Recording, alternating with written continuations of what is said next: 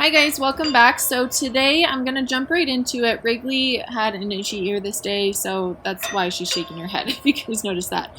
We're going to be talking today about desensitizing the door. So if your dog likes to bark at the door whenever someone comes to it, and you would like to make that behavior a little bit better and more tolerable for you, this is going to be the process to start doing that. So all I'm doing is actually playing sounds of the door, a doorbell sound right now, and then knocking later on through my laptop. What I would recommend is go onto YouTube, Google, or type into the search bar on YouTube sounds like doorbell sounds or knocking sounds. You'll find hours and hours of streams. And all we're doing is making an association. So every time that doorbell goes off, Wrigley gets a treat. There's no clicker associated with this one at all. It's purely just making an association. Sound of the door equals you get food. Okay, so here I've moved locations. I intentionally did this first away from the door, so we take that piece out of it, that intensity out of it of also being near the door, but Wrigley was doing well, so now we're doing knocking sounds and doorbell sounds right next to the door. And same thing as before, every time she hears that doorbell sound or that knocking sound go off, she gets food.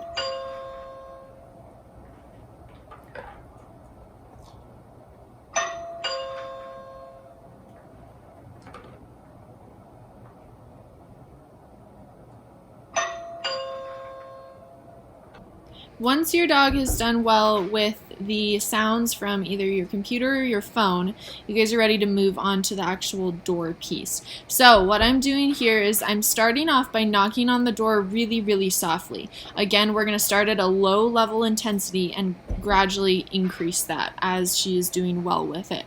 So same thing applies as the computer, what we were doing. Sound of me knocking on the door equals treat for Wrigley. Now, you guys are actually going to see me move locations. I have a neighbor that is literally right next door to me. If I open the door, their door is right there. I didn't want to confuse them too much and make them think that there's someone at their door. So I just switched doors, and same thing. We're just knocking, and that equals food. What you guys are going to see me progress to is slowly starting to move myself outside.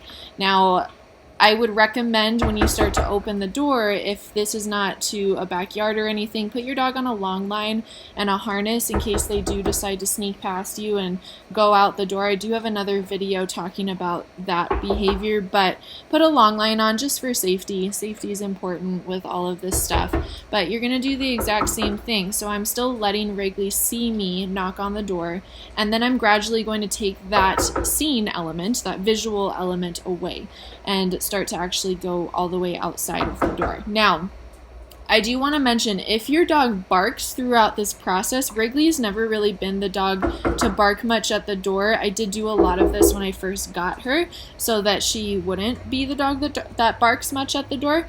But if your dog barks, it's not a big deal. Again, it's just an association game. So starting out at those low levels, instead of jumping right to knocking really hard on the door, is going to actually help your dog mentally be able to figure this out and pair those two things together. You knocking equals food happening. I would use higher value food for this, so things like steak, chicken, cheese, that kind of stuff. And if you get a couple barks out of your dog, that's okay. You still want to toss food. We're not really rewarding the barking in that matter. Again, it's just about this, the association is what I want you guys to focus on here. So if your dog is barking a lot, I would go down a couple rungs on the ladder. Go back to working with just the laptop. Go back to knocking very softly on the door, wherever your dog did best last. This part here is usually where I see the dog start to bark again, so take this really slowly. What you can do to make this easier is actually let your dog see. I could open the blinds up on this door and progress a little bit slower at this step. But that is how you guys can go about desensitizing the sound of the door to your dog. Again, this is a very entry-level intro to this kind of stuff. So I hope you guys give it a try at home, and let me know if you guys have questions about it. Wrigley was very excited afterwards. And anyways, I hope you guys have a good week and happy training with your dogs at home.